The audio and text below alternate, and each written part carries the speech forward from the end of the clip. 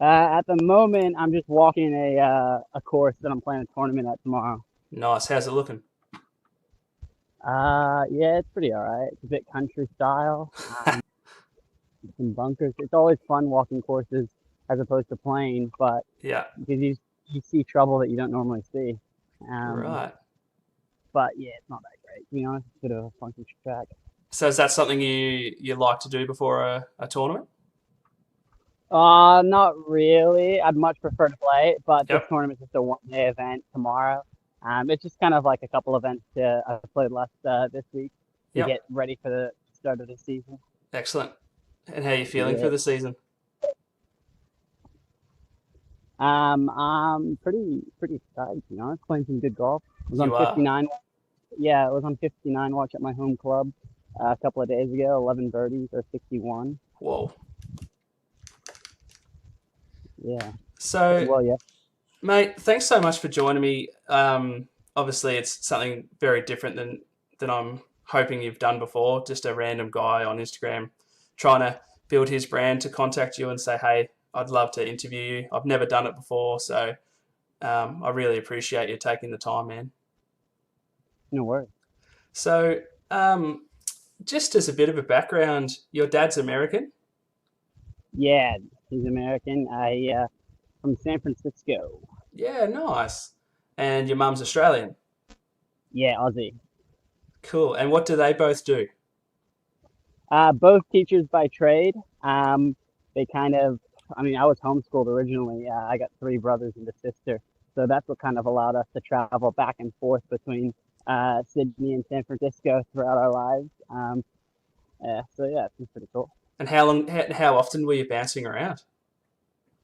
So I mean, I was born in Sydney, and then age three we went to San Francisco, Yep. and then were there for like 6 or 7 years, and then back to Brisbane for a couple of years, then back to San Francisco for a year or two, and then at 14 I came back to Sydney and kind of have been based thereabout in Sydney since then. So Yeah. yeah, full on. But the good thing about that is you do get to play a bunch of different style of golf, Yeah. um, which is pretty nice. Hell yeah. Yeah. And what do your siblings do? Do they keep you motivated? Yeah, yeah, 100%. We're a very big sporty, competitive family. Great. Um, my youngest brother is he's got his own business in Sydney. Um, he's very big entrepreneur, hardworking. My other brother's a chef, has a restaurant in Newtown in Sydney, and then the eldest brother works in the entertainment industry in the VIP section, so he's just always catering to big tours, concerts, and whatnot. And then my sister is a mother and is a bit of a musician. So Wow. That is awesome. yeah, Yeah, you guys have got one hell of a motivational family going on. yeah, definitely. We always push each other. It's a bit of a very competitive family. So like we're all into different sports, and Yep. we all golf together, basketball, surf. So always pushing each other. But you always have each other's backs, right? Yeah, yeah, definitely. Just a very close knit family. That's Always. great. Oh, yeah, exactly. So, Austin, I became a huge fan of yours by watching the WebEx win. Yeah. Can you talk to me about that? How did it feel? How were you feeling before the tournament started? Did you feel like you had a win on your hands? Just talk me through. Yeah, it was an interesting tournament basically because I had come off a bit of a tough season initially last year. Didn't have the best of game, and then kind of miss a cut at the WA Open, the WA PGA, and Yep. then going into the WebEx in Adelaide. I had traveled all of those weeks with two guys I normally travel with, it's just Jay McKenzie and Anthony Choate, and I said to the boys at the start of the week, I said, listen guys, I'm gonna do this one a bit differently this week. I'm gonna kind of lock in a bit more and probably not play the practice rounds with you, and probably not chit chat as much, and just kind of focus Focus. on what I wanted this week. And they understood. I guess they weren't really expecting. I didn't really say much to them all week. I didn't say, you know, them. they were a bit concerned because we were staying at Anthony's parents' house, and I'm polite and whatnot at dinner, but when it came down to anything else, I was very much locked in, as you might say. And I played well the first round, shot 5 under, and then Yep. second round got off to a bit of a rocky start. Didn't feel like I was playing bad golf. Was more so just kind of letting um, the bad the bad couple of weeks prior determine how I took on some shots, but then finished birdie, birdie, birdie to finish the second round. Then on the weekend, I had Anthony, who he missed the cut. He caddied for me Yep. um, weekend, and he's helping me out with some swing stuff as well as a coach per se. And he instills a lot of confidence in me and just said, look, you're swinging it really, really good right now. We stick to the game plan. There's no doubt we can have a chance this weekend. And people say, like, they ask that question, do you think about winning? Like, what is it? Like, how does it happen? And it's, I think I'm gonna really win every week I play. Yes. That's why I'm playing. But Correct. certain weeks, yeah, certain weeks I just something feels a bit different. And then when it came to that back nine on Sunday, I made a really soft bogey on the eighth on Sunday, and I kind of put me back to even par. And at the time, I think I was probably 7 or 8 back, and then it was not. It was like bogey. Sometimes they just really, when it's soft like that, they feel very, very Yep. setting. You can come out and get to you, but this one, I just didn't necessarily. It didn't phase me at all, and I kind of just moved on really quickly from it, and then went into the next and made a really easy birdie on a par five, and then went into the back nine to Anthony. Like we're in a good position to attack some flags. Let's really give it a go. Let's have a back nine, and I did just that, and the rest is history. It was just a really solid back nine, and everything I knew I could do, I did. Um, but it's funny golf like that because Yep. people are saying, you came off 2 missed cuts and you go into a win like that. It's like, well, golf is very, very funny like that. You can miss a cut and then win the week just like that. Yep. Like for me, man, I can have 100 or I can have 89. There's Yeah, and I don't feel any different. Like I walk onto a course on a weekend and go, man, I feel really good today. 100 pops up and you're like, geez, what did I do wrong? And then you might rock up with a similar attitude the next time and you shoot really low and you think there was no difference in either of that, but that's just golf. yeah, it is golf, and it's one thing that these guys on tour and how they become so consistent. It is a lot to do with belief. Yep. I mean, everyone, the old cliche is that the, the 10 inches between your ears is what makes a good golfer. And it's so hard to be so confident in yourself and believe that you can do something so well so often. You have to Yep. do it so much. And I'm already a really confident player, Yes. person in general. But when it comes to, you hit a couple bad shots, you just have, it's almost like you have to just kind of sit in your head, like Yes. lie, like you feel like you're lying to yourself. But if you believe it, if you really do, anything's possible. Yep. Um, and every single, great athlete that I admire and look up to, they are all so unbelievably confident in their ability. It's almost like that's why I think, portray them as heroes because they seem like they're not from this planet. They walk around as if they're gods on this world, but it's they're so confident. And then I'm like, well, why wouldn't I be like that? Why wouldn't I try and do that same type of thing? So Exactly. it's Yes. yeah, something that I'm focusing on more, even though I'm already a really really confident player. But this year I'm trying to go even a step further. I wanna almost kind of gross myself out with how confident I am and just Yes. kind of get to a different level because I think when I look at these guys on tour, I shouldn't like how like you look at a player, you're like, damn, he's so confident, Yep. and then he gets like, negatively portrayed, like, oh, he's such a cocky little player, blah Yes. blah blah. Yes. Yes. Well, they're on tour, and we're here watching them, so Yeah. why why not employ that? I think, 100%. yeah, I absolutely love and hear the passion, and like, that's driving me. Like I'm only a newbie. I've played less than 12 months, and I love it. But I'm just looking for my heroes to take after, and it's your motivation and your passion for everything is fantastic, and I absolutely love it. yeah, it's definitely a needed thing in golf. I'll tell you what, 100%.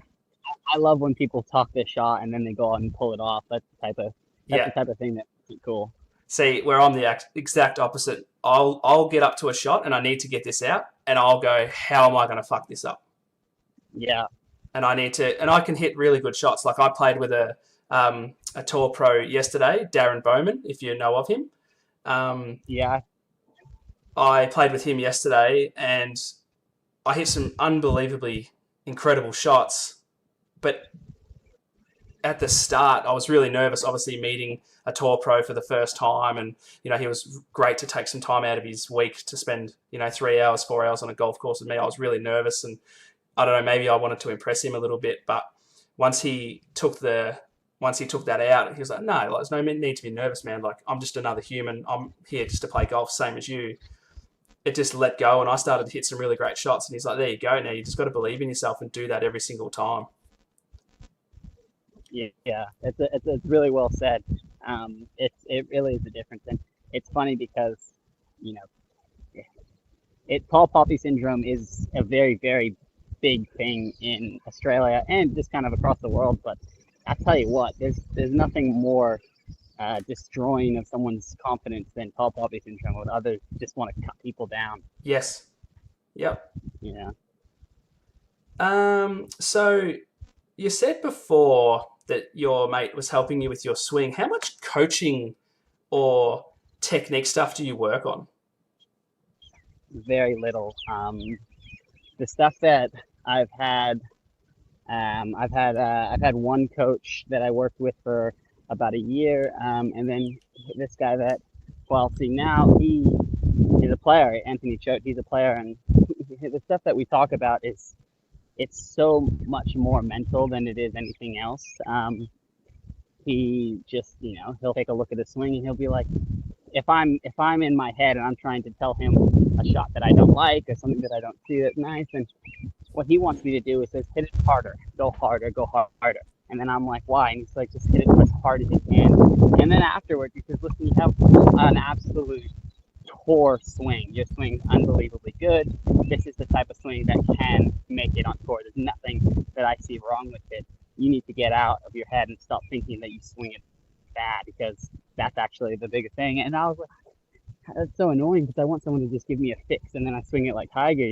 But Yep. um, the thing is that it's little to no technique. It's just mainly he's just trying to instill belief. And the thing is that when I show up and I actually know that I know and feel that my game is as good as it could be, I do play really well. So he does Yeah. have something there.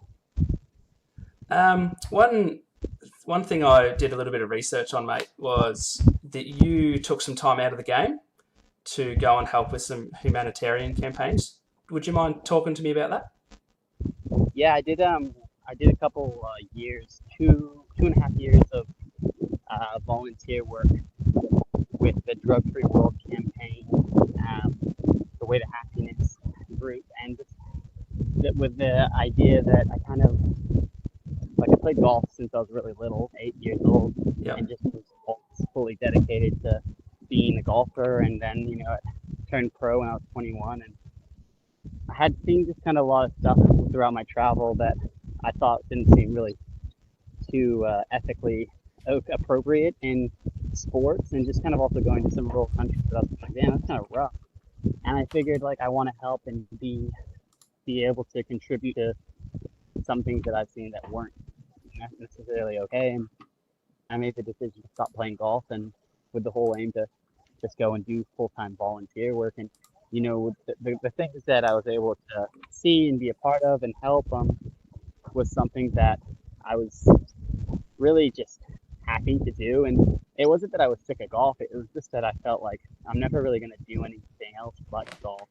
And I Yep. didn't intend to come and play golf, but throughout that time I was able to do quite a lot of things that in different types of countries, Japan, Israel, Papua New Guinea, um, like dark places in America and stuff like that, to just do something else. Yep. And then when I came back to golf, I definitely had a different perspective on what I wanted to do with golf. I want to be the best player in the world. I want to win majors.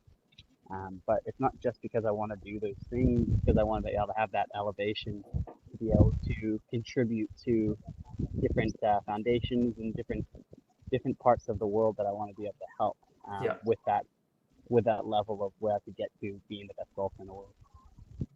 bloody love it. Okay, mate, I'm not going to take up too much more of your time because I know you're a busy man and you need to check out your course. So we're just going Yeah. to go through what I've developed as our quick fire questions. Just a quick answer. There's no need to elaborate if you don't feel. We're just going to go boom, boom, boom, boom, boom, and Yep. then we'll wrap it up, and we'll talk to you soon. All right. All right, mate. What's your handicap? +6 at my home club. Nice. And when was that achieved? I think I've gone there and thereabouts since I was like maybe 19 or 20. Kind of going +4, +4, +5, +6, like up and down. And then Yep. I don't really comp that much at my home club anymore, just because it's always tournaments. But you Yep. don't get to put your when you're playing pro events, you don't put the handicap, or those scores don't count. Because Okay. maybe I'd be Yep. lower. Maybe, yeah. What's your favourite club in the bag? Uh, putter or lob wedge. Beautiful. Favourite course you've ever played? That's a tough one. Yeah, tough one. There's a course in Northern California. It's a 9-hole course. Allison McKenzie designed. It's called Northwood. 9 holes, and it's etched in these redwoods. These like 100-foot redwood trees, and honestly, it's pretty beautiful. I'll probably say that one. Cool. I'm going to look that up. What is your best score ever? 61. I've had 3 times, except one of them was on a par 73, so that one was a little bit better. Yep. Yeah. If you were invited to play any course in the world, or you had the choice, where would you be going?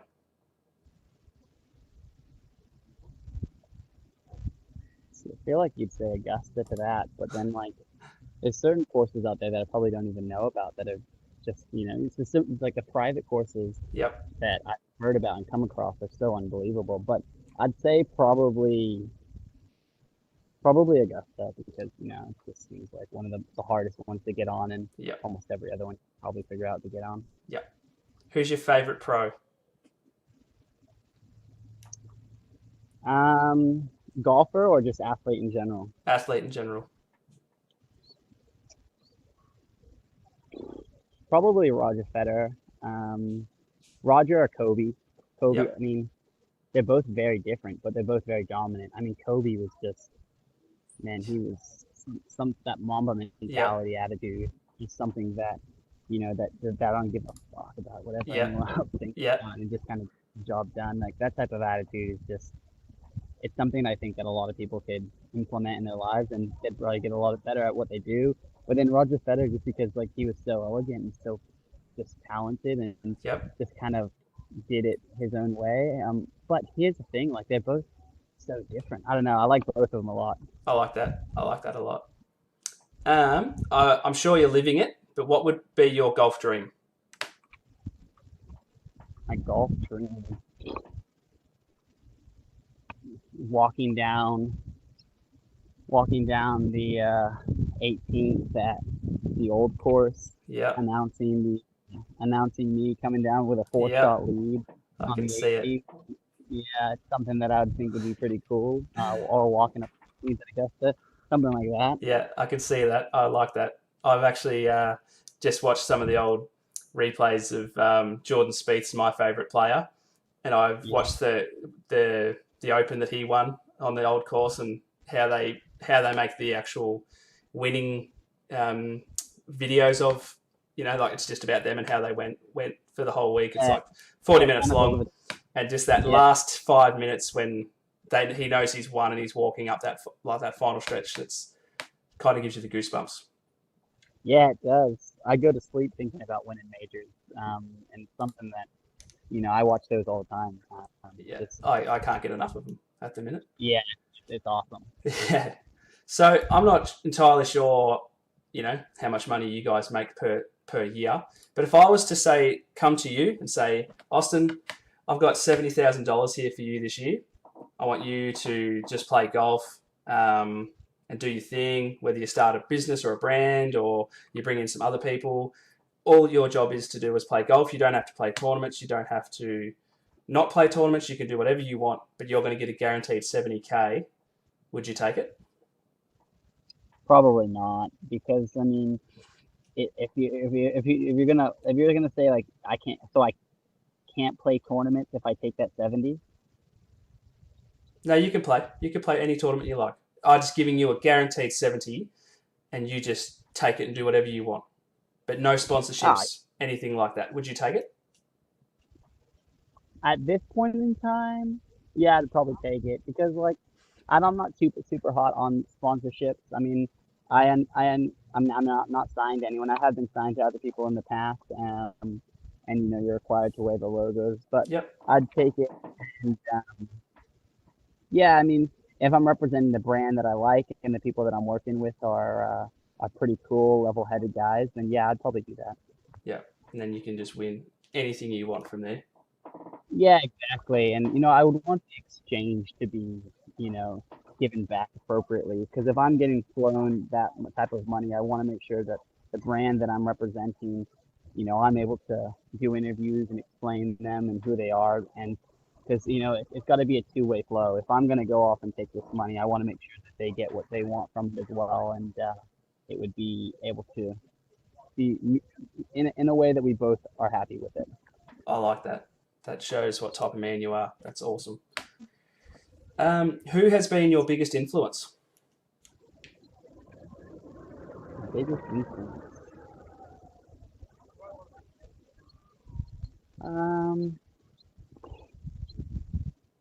That's a tough one.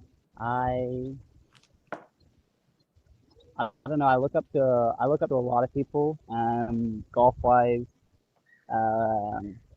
celebrities, athletes. I'd say it's tough because you finally find someone who you think is just unbelievable and they're so good at, but then something happens that they get put up into the public spotlight and you're like, oh, that's something that I wouldn't necessarily agree with, blah blah blah. But the biggest influence that has made me want to work harder is probably like Tiger or Kobe. Yep. Some people just like, or even you could say David Goggins, that are just like disgusting. Yeah. Oh loaded. Man, jeez, Yeah, I love watching his videos. Yeah, the stuff that just absolutely it's just like it almost like it just like it gets you like just hooked. You want to punch someone. You're like, oh, I'm gonna do this. Like yeah, he's gonna grab the next person and just. Yeah, like like when you see someone just like sitting down on the chair and they're on Instagram, you're like, what are you doing, man? Oh, I love that. All right, mate. Last one. What do you hope to achieve in 2024?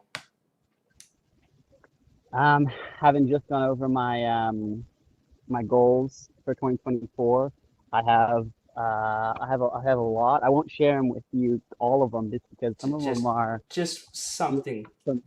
Yeah, I'd say well, I'm going to win the Order of Merit for the Australasian Tour. Yeah, boy. That's something that I'll tick off.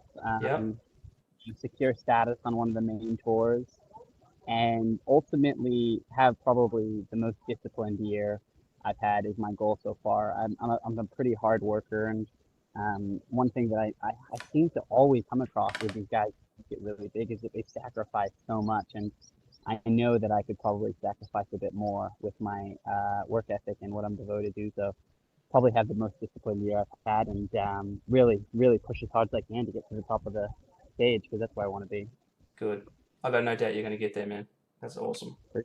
Thank you. No problem, man.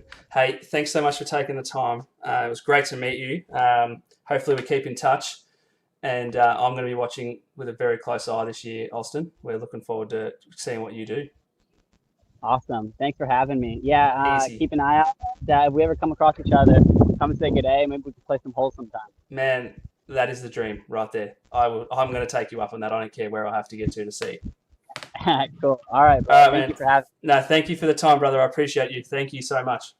No worries. All right, have a good one. You too, man. Catch you later. Yeah, bye.